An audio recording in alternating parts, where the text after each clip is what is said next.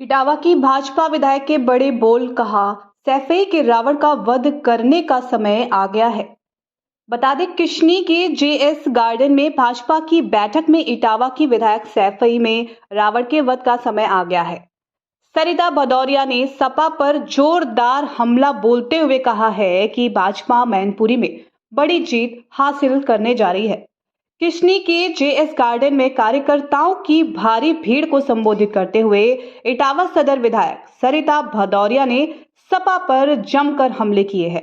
उन्होंने कहा है कि हेलीकॉप्टर से हाथ हिलाने वाले सपा प्रमुख व उनका परिवार आज गलियों की खाक छान रहे हैं। इस बार उपचुनाव में सपाइयों की गुंडई नहीं चलने दी जाएगी। इस बार पहली बार जनता को लगेगा कि लोकतांत्रिक तरीके से मतदान हो रहा है, नहीं तो वो वोटों की लूट की जाती थी। अब सैफई के ताबूत में आखिरी कील ठोकने का समय आ गया है।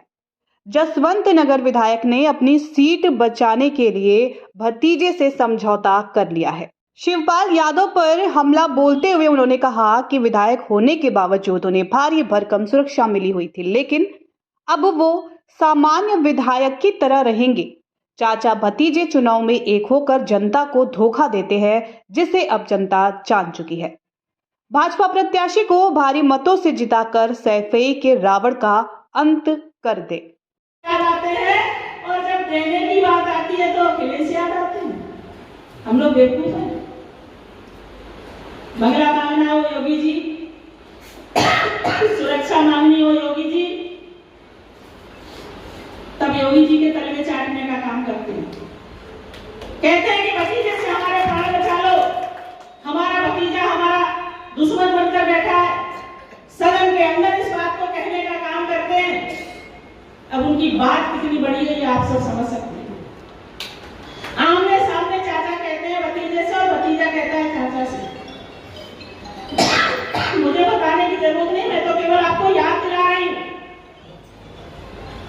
कितनी बड़ी बात में धनी है, एक दूसरे पर आरोप प्रत्यारोप करते हैं और जब बात आती है चुनाव की तो एक हो जाते हैं, सबको बेवकूफ समझते हैं। तुमको अगर अखिलेश याद आएंगे, डिम्पल याद आएंगी, तो हमको भी मोदी जी का विकास और योगी जी का सम्मान याद आएगा। हम उस सम्मान के लिए संघर्ष करेंगे, हम उस विकास के लिए संघर्ष करेंगे। हमारे साथ जो जाति हुई, हमारा जो उत्पीड़न हुआ, हम कैसे सताए गए, हम उसको कभी भूलेंगे नहीं। आज अवसर मिला है, आलोक भैया बता रहे थे कैसे अवसर मिला है। घेर घेर कर अभिमन्यु की तरह 2004 में सरिता भदौरिया को इटावा लोकसभा में हराने का काम इसी परिवार ने किया था। मैनपुरी के लोग भूल नहीं पाएंगे। मैं 2004 में पार्लियामेंट में पहुंच जाती, इन लोगों ने घेर घेर कर बूथ कैप्चरिंग करके हराया और आज अपनी बात आई तो पहली बार लोकतंत्र में तेज प्रताप भाषण कर रहे हैं और अखिलेश जी बैठे सुन रहे हैं। औकात याद दिला दी है रघुनाथ सिंह साहब ने उन्हें कि तुम्हारी हैसियत क्या है, तुम 20 लोग का बैठकर के अंदर वोट मांगने का काम कर रहे हैं। मत चूके चौहान, अब बंद करने का अवसर आ गया और बंद होना नहीं चाहिए। अब सैफई के रावण का वध होना चाहिए और इसलिए मैं बहुत ही विनम्रता के साथ आपसे कह रही हूँ, बहुत ही सोच विचार करके सारे लोगों को इकट्ठा करके और इस बात की चर्चा करना कि अगर अब नहीं तो कभी नहीं।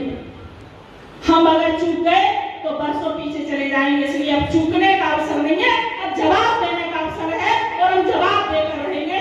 5 तारीख को कमल की बटन दबाएंगे, जनपान नहीं करेंगे। सारे रिश्तेदारों को हमको बुलाना है, तमाम आगे पीछे के बदले लेने, तमाम आगे पीछे का व्यवहार अदा करना है। और हम लोग कहते हैं ना कि जिसका व्यवहार चला रह गया उसको कभी चैन नहीं मिलता, इसलिए उनका जो व्यवहार हमारे ऊपर चला है उसको हमें ब्याज सहित वापस करना है कि नहीं करना है। उस व्यवहार को हम ब्याज सहित वापस करेंगे, हम भूलेंगे नहीं। जब तुम्हारी बारी आए तो हाथ जोड़ लो और जब हमारी बारी आए तो लात मारने का काम करो, ये अब चलने वाला नहीं है। इसलिए मैंने महाराज जी से कहा, मैंने कहा महाराज जी कुछ अच्छी व्यवस्था करनी पड़ेगी।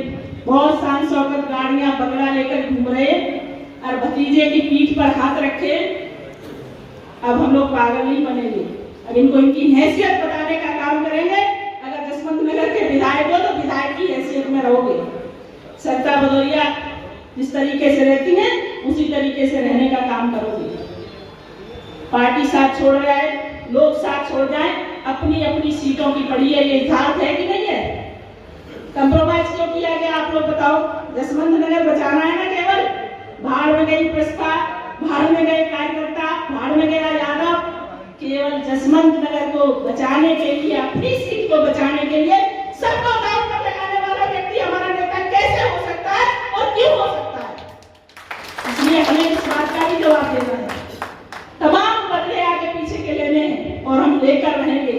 मैं लगातार आपके बीच में आऊंगी, संपर्क में रहूंगी और इतना ही कहकर जा रही हूँ कि कभी आऊं या ना आऊं, कुछ कहूं या ना कहूं, लेकिन मेरे कृतित्व ने, मेरे चरित्र ने और मेरे व्यवहार, मेरे आचरण ने ये साबित करके दिखाया है कि मेरे अंदर असली मैनपुरी का खून है और वो खून कभी झुकता नहीं है, कभी डरता नहीं है।